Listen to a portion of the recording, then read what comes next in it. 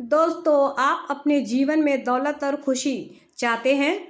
जी हाँ दोस्तों, कौन नहीं चाहेगा दौलत और खुशी। तो इस वीडियो को आप अंत तक ज़रूर देखना और सुनना ध्यान से और उस पर अमल करना। अगर आप इतना करते हैं तो आपके जीवन की सफलता आपके कदमों में होगी, और वो भी दौलत वाली सफलता। खुशी, दौलत के साथ साथ खुशी भी होगी। उससे पहले दोस्तों, गुड मॉर्निंग दोस्तों, रज़िया उस चैनल में आप सभी का स्वागत है। मैं आपकी दोस्त रज़िया लेकर के आई हूँ आज मैं दौलत और खुशी साथ साथ आपको मिलेगा अगर आप उस पर अमल करते हैं। एक बुक आप देख रहे होंगे, दौलत और खुशी की 7 रणनीतियाँ। इनके लेखक है जिम रॉन साहब। तो चलिए जिम रॉन साहब के विचार को हम पढ़ते हैं और अपने जीवन में अमल करके दौलत और खुशी लेकर के आते हैं अपने जीवन में। इस पुस्तक के सभी विचार कुछ अहम शब्दों पर आधारित है, इसीलिए इस पुस्तक को समझने और इसकी सामग्री से अधिकतम लाभ पाने से पहले इन शब्दों का मतलब समझिए, और वो बहुत ज़रूरी है। आधारभूत सिद्धांत। सबसे पहले तो हम आधारभूत सिद्धांतों पर नज़र डालते हैं। आधारभूत सिद्धांतों से मेरा मतलब उन मूलभूत सिद्धांतों से है जो हर तरह की सफलता की बुनियाद है। आधारभूत सिद्धांत वह शुरुआत है, नींव है, वास्तविकता है जिनसे बाकी हर चीज़ प्रवाहित होती है। नए आधारभूत सिद्धांतों के बारे में बात करना विरोधाभासी है, ठीक वैसे ही जैसे कोई नए एंटीक पुरातन मूल्यवान वस्तुएं बनाने का दावा करे। इससे हर कोई शक करने लगेगा, है ना फ्रेंड्स। आधारभूत सिद्धांत युगों पुराना है, वे बाइबल के समय से मौजूद हैं और अनंत काल तक मौजूद रहेंगे। दोस्तों, आधारभूत सिद्धांतों का सफलता से कितना गहरा संबंध है। अगर आप आधारभूत सफलता की तलाश कर रहे हैं, यानी अस्थायी और ठोस नींव पर बनी सफलता की, तो आपको मनमोहक जवाबों से बचना चाहिए। दोस्तों, इन दिनों बहुत से मनमोहक जवाब दिए जा रहे होंगे सोशल मीडिया प्लेटफॉर्म के माध्यम से। अब दोस्तों, सच तो ये है कि सफलता एक सरल प्रक्रिया है। ये आसमान से नीचे नहीं टपकती है, ना ही ये जादुई या रहस्यमयी है। दोस्तों, सफलता और कुछ नहीं, सफलता के आधारभूत सिद्धांतों पर जीवन में निरंतर अमल करने का स्वाभाविक परिणाम है। यही खुशी और दौलत के बारे में भी सही है। वे भी खुशी और दौलत के आधारभूत सिद्धांतों पर जीवन में निरंतर अमल करने के स्वाभाविक परिणाम हैं।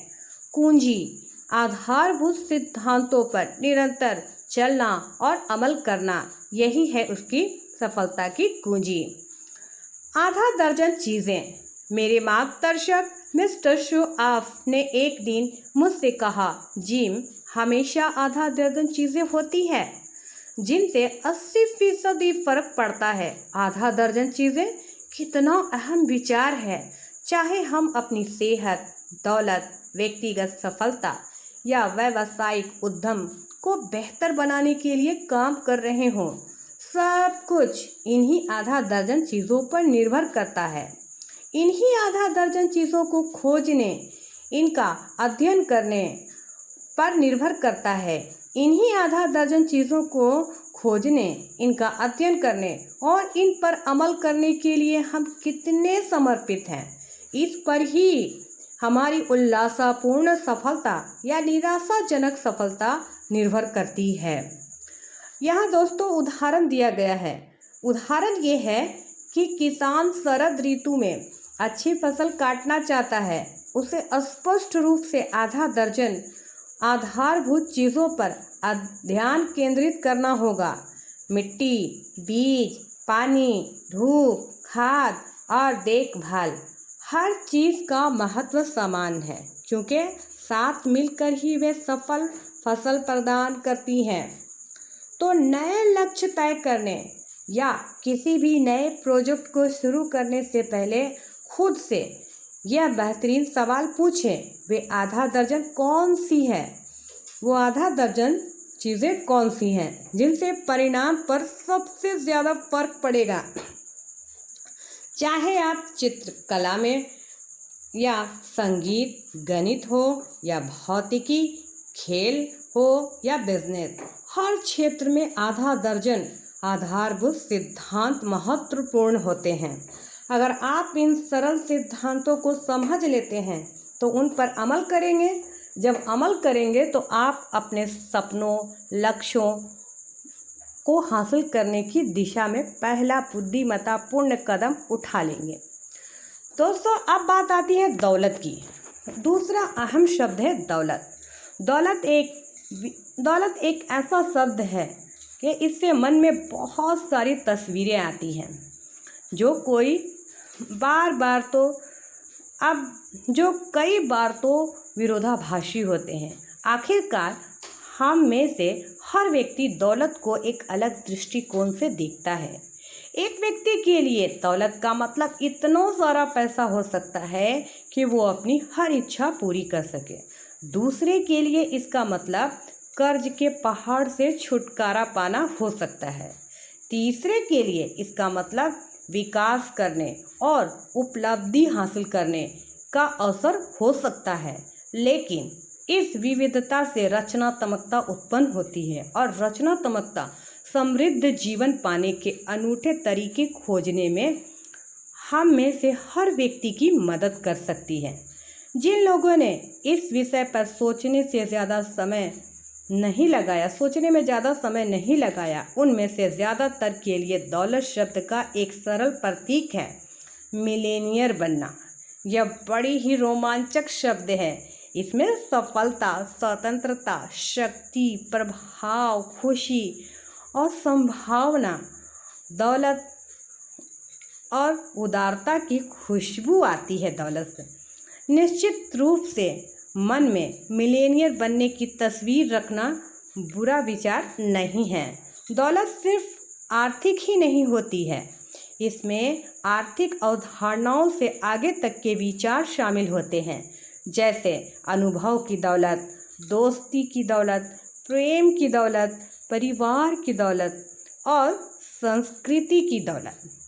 बहरहाल यहाँ हम सिर्फ आर्थिक दौलत पर ध्यान केंद्रित करेंगे जो वित्तीय स्वतंत्रता प्रदान करती है। वो दौलत जो प्रयास और उद्यम को मुद्रा और संपत्ति में बदलने से मिलती है। हम सभी के लिए दौलत का पैमाना अलग अलग होता है। हम कितनी धनराशि से खुद को दौलतमंद समझेंगे, ये हर एक के लिए अलग अलग होती है। बहरहाल मुझे यकीन है कि हमारा बुनियादी ख्वाब एक ही है, आर्थिक समस्याओं से मुक्त होना, विकल्प चुनने की स्वतंत्रता होना और पैसा बनाना तथा दान देने के अवसर का आनंद लेना। आपके लिए दौलत का क्या मतलब है? आर्थिक दृष्टि से स्वतंत्र महसूस करने के लिए आपको कितने पैसे की ज़रूरत होगी? दोस्तों, ये निरर्थक सवाल नहीं है। आप अपने आप से पूछिए। अगर आप चाहें तो हमें कमेंट कर बता भी सकते हैं। दोस्तों, रस ग्यास चैनल को सब्सक्राइब कर देंगे बेल आइकन बटन दबाकर। आप जल्द ही देखेंगे आर्थिक दौलत के बारे में आपकी अवधारणाएं जितनी स्पष्ट होगी, इस पुस्तक के विचार आपके लिए उतनी ही ज़्यादा उपयोगी साबित होंगे। दोस्तों, अब बात आती है खुशी। खुशी की तलाश शाश्वत है। ये एक ऐसा आनंद है जो आमतौर पर सकारात्मक कार्यों से मिलता है। बहरहाल दौलत की तरह ही खुशी के भी अक्सर विरोधाभासी अर्थ होते हैं। यह खोजने और जानने दोनों का आनंद है। खुशी अक्सर उन लोगों के पास होती है जो जीवन के रंगों, ध्वनियों और सामंजस्य के प्रति पूरी तरह जागरूक होते हैं। और ये खुशी उन लोगों को भी मिलती है जो कष्ट उठाकर अपनी ज़िंदगी का निर्माण करते हैं और फिर उसे कलात्मकता से जीते हैं। खुशी जीवन की घटनाओं पर अनुभूति और आनंद से प्रतिक्रिया करने की योग्यता है। यह देने और पाने, फसल काटने और दान देने दोनों तरह से हासिल होती है। यह सद्भाव और भोजन दोनों में जश्न मनाती हैं। विचारों और रोटी दोनों पर खुशी उन लोगों को मिलती है जो सोचकर, जो सचेत रहकर अपनी क्षितिज और अनुभवों का विस्तार करते हैं। खुशी उन लोगों के घर में वास करती है जिनमें सुख समृद्धि का एहसास खोए बगैर निराशा से निपटने की योग्यता होती है। यह उन लोगों के पास होती है जो अपनी परिस्थितियों और अनुभवों दोनों के स्वामी होते हैं।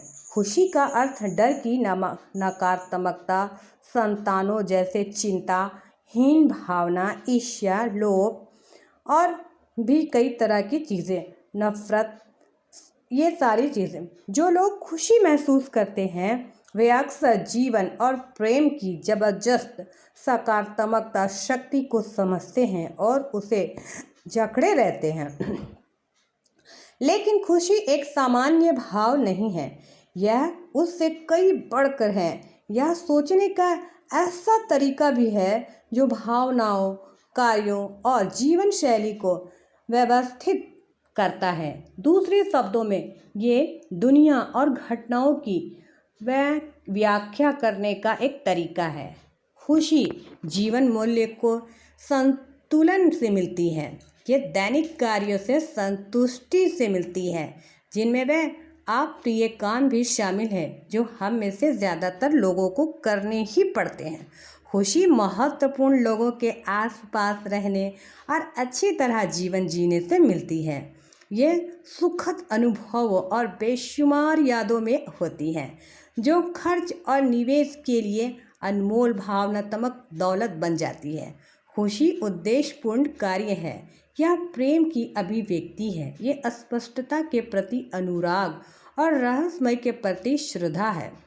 लेकिन हम में से अधिकांश लोग जब खुशी के बारे में सोचते हैं तो ये मान लेते हैं यह या तो अतीत में कहीं खो गई है या फिर यह भविष्य में किसी शिखर पर पहुंचने के बाद ही मिलेगी। मैं तब खुश हो जाऊंगा जब मैं बहुत से ऐसे कम लोग हैं इस सच्चाई को समझ पाते हैं कि खुशी सिर्फ वर्तमान में ही है, अनुभव की जा सकती है। और हाँ, सभी अच्छी चीज़ों की तरह खुशी भी अक्सर चपल होती है, लेकिन मैं आपको गारंटी देता हूँ कि इसे पकड़ना असंभव नहीं है। तो फिर खुशी के पंछी को किस तरह पकड़ा जाए? अजीब बात है ना? यस, खुशी को पकड़ने के लिए हम एक ऐसी अवधारणाओं को समझना और लागू करना होता है जिसे प्रायः खुशी का विरोधी माना जाता है, अनुशासन। तो दोस्तों, अब अनुशासन पे बात करते हैं। दौलत और खुशी पाने के लिए अगर कोई सबसे महत्वपूर्ण गुण है तो वो है अनुशासन। यह सुनकर ज़्यादातर लोग इसे अस्वीकार कर देंगे। क्यों? क्योंकि वे सेना की मुश्किल ड्रिलिंग से लेकर स्केल मारने वाले सख्त स्कूल टीचर की कल्पना करने लगेंगे। बहरहाल, मैं आपको उम्मीद करता हूँ कि अनुशासन आपके सपनों और इच्छाओं को साकार करने की कुंजी है। यह सुनकर आपको हैरानी हुई तो शायद आपको अनुशासन का अर्थ अच्छी तरह से समझ लेना चाहिए। अनुशासन विचार और सफलता के बीच का पुल है। यह वो गोंद है जो प्रेरणा और उपलब्धि को जोड़ती है। वह जादू है जो आर्थिक आवश्यकता के प्रति कलाकृति में बदलता है। अनुशासन उन लोगों में होता है जो इस बारे में जागरूक होते हैं। ऊंचा उड़ान के लिए पतंग को हवा के खिलाफ ऊपर उठाना होगा कि सभी अच्छी चीज़ें वही लोग हासिल कर पाते हैं जो धारा के खिलाफ तैरने के इच्छुक होते हैं। कि जीवन में बिना किसी लक्ष्य के यूं ही भटकते रहने से सिर्फ कड़वाहट और निराशा ही हाथ आती है। अनुशासन ही वह नींव है जिस पर हर तरह की सफलता का महल खड़ा होता है। अनुशासन की बात अनुशासन बहरहाल असफलता दोस्तों, बहरहाल अजीब बात यह है कि कई लोग अनुशासन की कमी को असफलता के कारण मानते ही नहीं। ज़्यादातर लोग असफलता को आसमान से टपकने वाली घटना के रूप में देखते हैं, जैसे कंपनी का दिवालिया होना या लोन की किस्त ना भर पाने के कारण मकान नीलाम हो जाना। बहरहाल मैं बताता हूँ कि असफलता कैसे मिलती है।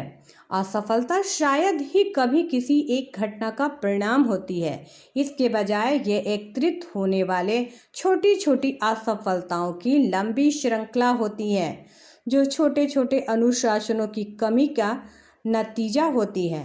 असफलता तब ही मिलती है जब हम सोचने में असफल होते हैं, आज ही जब हम काम करने में असफल होते हैं, आज ही जब हम परवाह करने की कोशिश करने, ऊपर चढ़ने, सीखने या लगातार आगे बढ़ते रहने की कोशिश करने रहने में असफल होते हैं, आज ही। अगर आपका लक्ष्य है कि 10 पत्र लिखना है लेकिन आप सिर्फ 3 लिखते हैं, तो आप 7 पत्र पीछे हैं, आज ही। अगर आप 5 लोगों को फ़ोन करने का संकल्प करते हैं लेकिन सिर्फ एक ही फ़ोन करते हैं, तो आप 4 फ़ोन पीछे हैं, आज ही। अगर आपकी आर्थिक योजना हर दिन $10 बचाने की है लेकिन आप एक भी डॉलर नहीं बचाते हैं, तो आप $10 पीछे हैं, आज ही।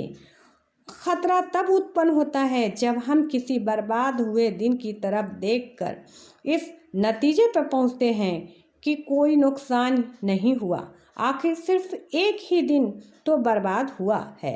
लेकिन ऐसा 365 बर्बाद दिन मिलाकर ही एक साल बन जाते हैं, और ऐसी 20 बर्बाद साल मिलकर बर्बाद जिंदगी बन जाती है। शायद जब आपको ये दिख रहा होगा कि आज की छोटी छोटी असफलताओं को दोहराने से आप कितनी आसानी से अपनी ज़िंदगी को एक बड़ी तबाही में बदल सकते हैं। सफलता भी इसी पैटर्न पर चलती है, बस पैटर्न विपरीत होता है। अगर आप 10 लोगों को फ़ोन करने की योजना बनाते हैं लेकिन अपने लक्ष्य से आगे जाकर 15 लोगों को फ़ोन कर देते हैं, तो आप 5 फ़ोन आगे हैं। आज अपने पत्रों और बचत योजनाओं के साथ भी ऐसा ही करेंगे तो साल भर बाद भी आपको अपनी मेहनत का फल दिख जाएगा, और ज़िंदगी भर तो बहुत महत्वपूर्ण फर्क पड़ेगा।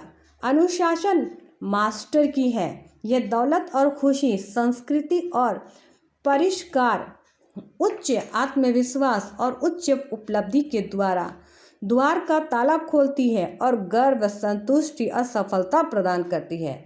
अनुशासन हासिल करने में किस चीज़ की ज़रूरत होती है? सबसे पहले तो इसमें यह ज़रूरत होती है कि आप जीवन में अनुशासन के महत्व के बारे में जागरूक हो। खुद से ये पूछकर शुरुआत करें, मैं अपनी ज़िंदगी में क्या हासिल करना चाहता हूँ? मुझे अपने लक्ष्य को हासिल करने के लिए कौन से परिवर्तन करने की ज़रूरत है? दूसरी बात, खुद से ईमानदारी से पूछें, क्या मैं वह करने का इच्छुक हूँ जिसकी ज़रूरत है?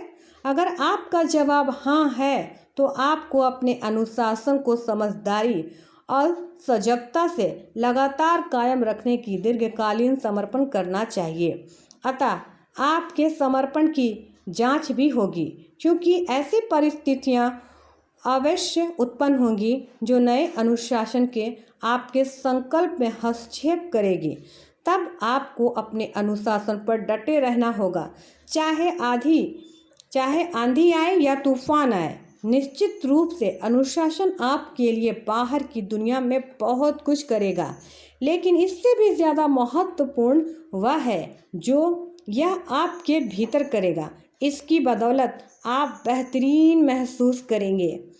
छोटे से छोटा अनुशासन भी आपके नज़रिए पर अविश्वसनीय प्रभाव डाल सकता है, और आप जो अच्छी भावना महसूस करते हैं, आत्मविश्वास की वह उफनती भावना जो किसी नए अनुशासन को शुरू करने से मिलती है, वो लगभग अनुशासन के पूर्ण उपलब्धि वाली भावना जितनी ही अच्छी होती है।